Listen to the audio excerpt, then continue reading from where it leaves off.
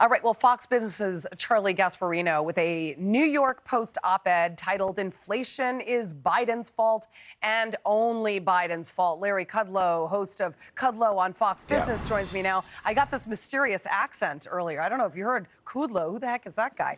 Anyway, all right, let's talk about the feds. Federal officials, the White House, they're repeatedly claiming that these gas price increases are solely due to the conflict in Europe. We know that's not true. Rather than the reckless anti-oil and gas policies pursued over the last year, when is the Biden administration going to just give in and give up to the fact that they're responsible? Well, first of all, you have to love Peter Doocy, just in general. That's a very important God, I point. love him to death. And second of all, Julie, I don't think the Bidens will ever fess up to it. They'll never own the problem. Yeah. And by the way, that's an issue because if you don't own an administration that doesn't make the right diagnosis and take ownership, and then it'll never move towards solving the problem. So you got a couple things cooking here, right?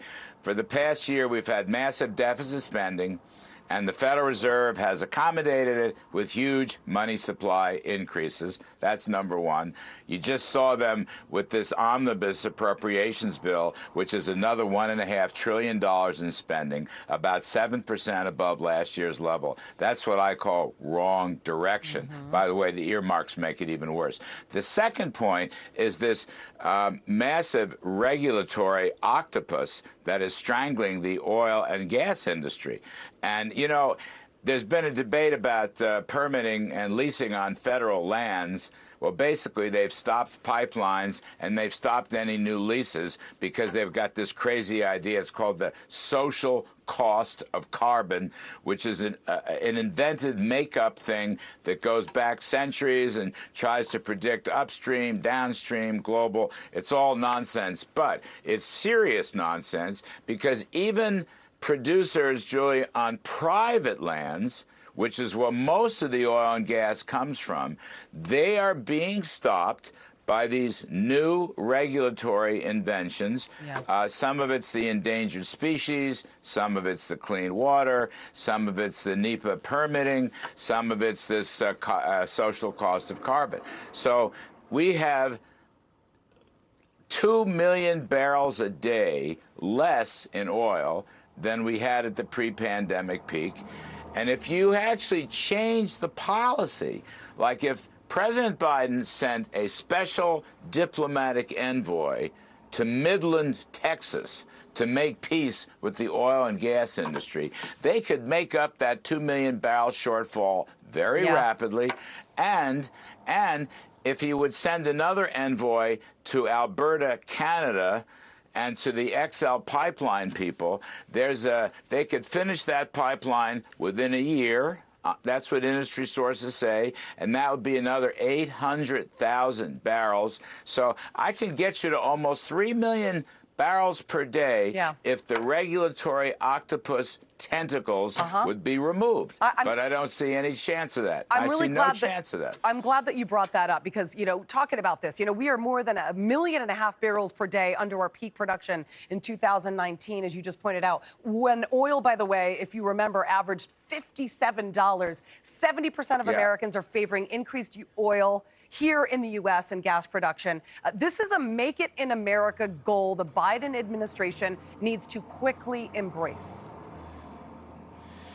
Yeah, instead of going to Iran and Venezuela and all these dictators, let's go to our friends. But, if you're accusing them of price gouging and excess profits, very mean, nasty stuff that's preventing the industry from making new investments. Look, FERC, the Federal Energy Regulatory Commission, is stopping any new pipelines, period, full stop. Now, let me tell you something. Psaki says in the press room yesterday, the day before, pipelines don't matter because they don't really produce the oil. Well, you can't produce what you're not going to ship. So they know they can't do that. That's why pipelines have to be approved. It would be like milking a cow and leaving the milk on the barn's floor. You got to have pipelines and oil production. They don't seem to understand that. It's a rather hopeless cause. The thing is, we could be snapping back. All this blaming of Putin. Look, I'd love to blame Putin for everything under the sun, but you can't pin this. You'll see next month's inflation will reflect the Putin rise in oil and gasoline prices. But as you noted earlier, and others have, this thing's been going on all year, past 12, 14 months, gasoline prices, world oil prices, because we're killing one of our greatest industries, for heaven's sakes. And my worry is, with an 8% inflation, Julie, whatever happens, it is not going to end well. Biden's woke Washington, it's not going to end well. I think this the horse is out of the barn, and I'm not sure how you're going to get it back. I got to get your take on MSNBC's Andrea Mitchell praising Putin's price hike messaging from Biden and actually arguing that Americans are willing to put up with surging pump costs to defend Ukraine. Watch this.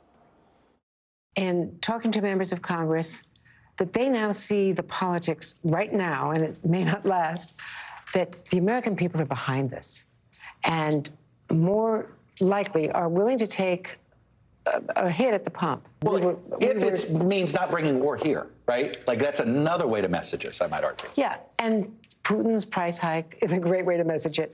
Oh, and I'm not done. And Democratic Congressman Raul Ruiz seems to be right on message. Watch. My wife and I feel it at the gas tank already. We're paying a lot of money, and American families are feeling it at the gas tank too. We have to ask ourselves, what is it we stand for as a democracy? To protect other democracies, and if it means paying a few extra cents at the gas tank, then we're willing to pay that. Really? What do you make of the Dems' message there, that we're willing to pay the price for, it wasn't Putin's fault. 2 weeks ago, our gas prices were up for Biden, so we're willing to pay for Biden's mistakes. It's not going to fly. Early polls, by the way, are already showing it's not going to fly. Look, part of Biden's poll collapse, part of Biden's poll collapse over the past 6 or 9 months is directly attributable to excess federal spending, high oil prices, and high gasoline prices. Inflation is the #1 issue out there. So this stuff's not gonna fly. Look, Andrea Mitchell is an old friend of mine, but I would make this suggestion. She should go talk to her husband, the very distinguished and dear friend of mine, Alan Greenspan, who will tell her that when you have skyrocketing inflation because you're choking off oil and gas, because you're spending too much money, it will not end well. And I think folks have this foreboding. Unfortunately, I'd love it to be different, but I'll say this, Julie, the cavalry is coming. Change is on the way. We just have to get through the next 7 or 8 months. How's that? We'll try. Larry Kudlow, thank you. Great to see you. Have a wonderful weekend.